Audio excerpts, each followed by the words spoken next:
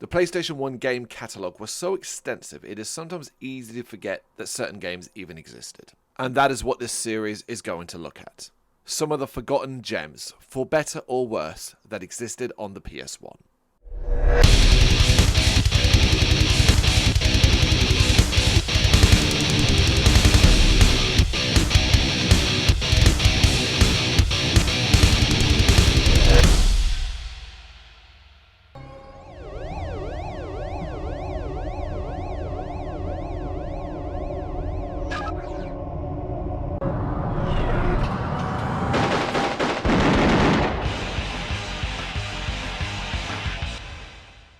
Loaded is one of the PlayStation's earliest cult classics, released in 1995 by Gremlin Interactive. Remember them? It combined a fast-paced, room-clearing action of arcade shooters like Gauntlet and Smash TV, with an over-the-top level of violence that made it stand out during the early days of the PS1. Blew my mind, this game did.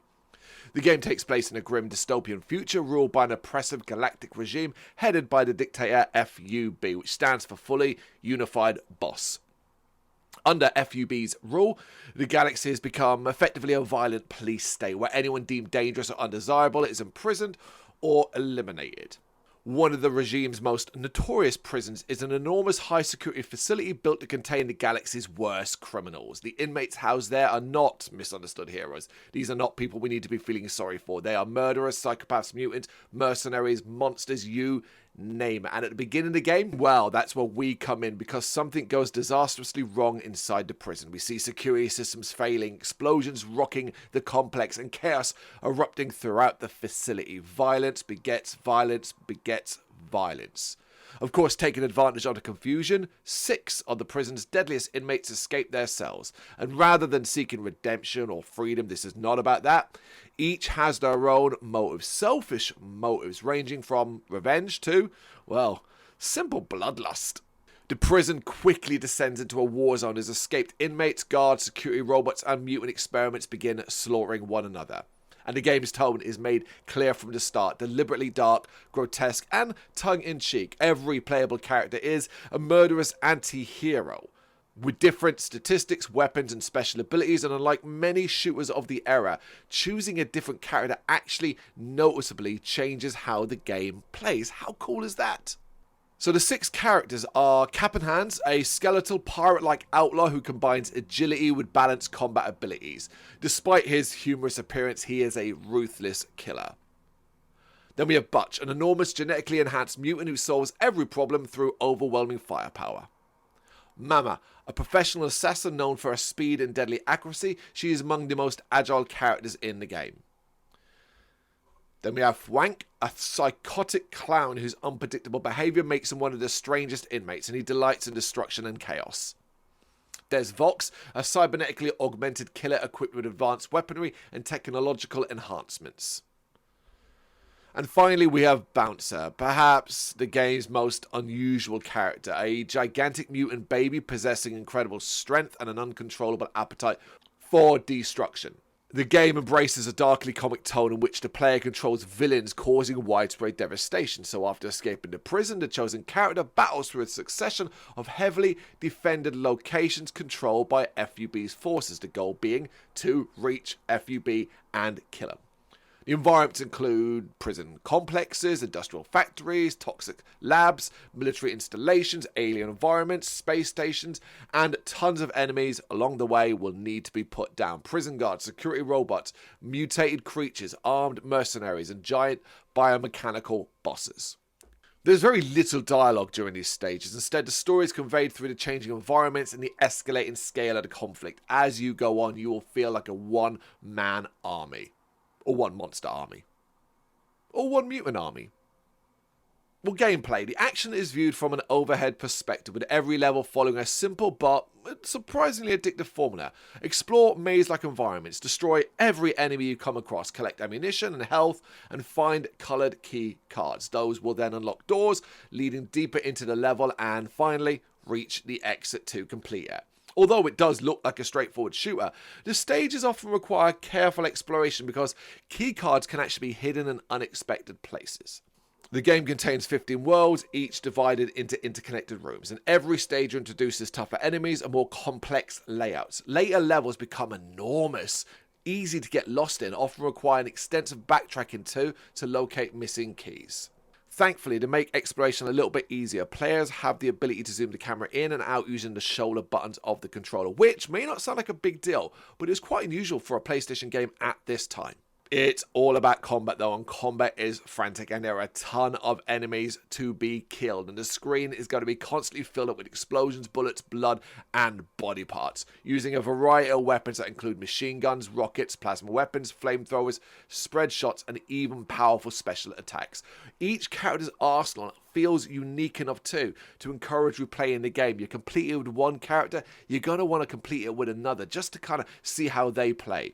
But ultimately, what do we all remember about Loaded? It is one of the bloodiest PlayStation games released in 1995. When enemies die, goodness me, blood splashes the floor, limbs explode, corpses remain on the ground, which I thought was so cool, and explosions cover rooms in gore. My god, I was so impressed by this game when I played it as a kid. By today's standards though, the violence does look cartoonish.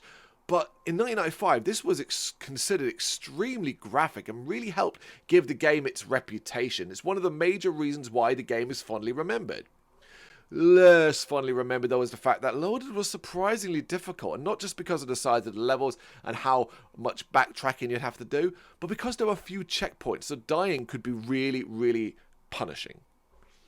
However, one of the game's biggest strengths was its two-player cooperative mode. Yes, two people could play this game together, and I think I'm not alone in saying that this is probably the definitive way to experience the game. It is a lot of fun playing with somebody else. For an early PlayStation title, Loaded impressed. Detailed sprite animation, colourful lighting effects, large explosions, industrial science fiction environments, and a heavy industrial electronic soundtrack. Its comic book inspired character designs gave it a distinctive identity, and the developers even collaborated with comic artists, and promotional graphic novella was released to introduce the cast and setting. Going back to the music though, one of the most memorable aspects of Loaded is its soundtrack. While many early PlayStation games relied on synthesized MIDI music, Loaded used full CD quality Red Book audio, giving it a much richer, more powerful sound. The music was composed primarily by Neil Biggin and Patrick Phelan, with two licensed tracks contributed by the British alternative rock electronic band Pop Willie itself. This soundtrack perfectly matches the game's violent dystopian atmosphere. Rather than using orchestral or melodic themes, it leans heavily into the electronic music style that was really popular in the mid-1990s. It's such a good soundtrack, you'd be more than happy to put it on a party playlist.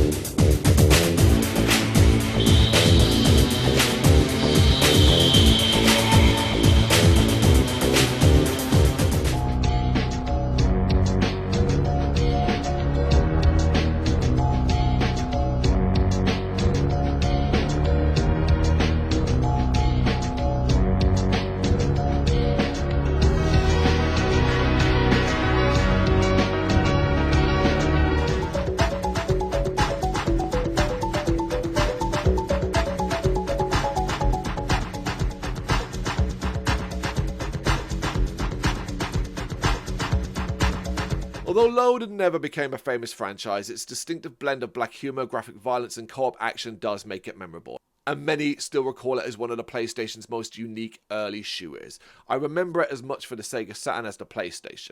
Its success led to a sequel, Reloaded, released the following year, which refined the graphics and gameplay while expanding on the original's formula. But when we think of Loaded, we tend not to think of the sequel, we think of the original and how impressive it was at the time.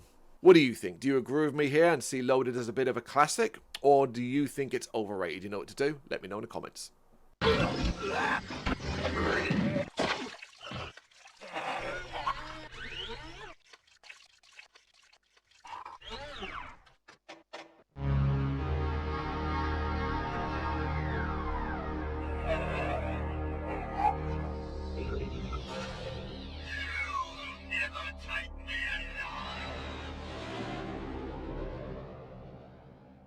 Thank you very much for watching. We really do appreciate it. If you like what you've seen, consider hitting that like and subscribe button. It does make a difference. Of course, you can find us at gbhbl.com and across almost all social media platforms, so do check us out there. If you really want to support us though, consider buying us a coffee over on our coffee page. Thank you very much.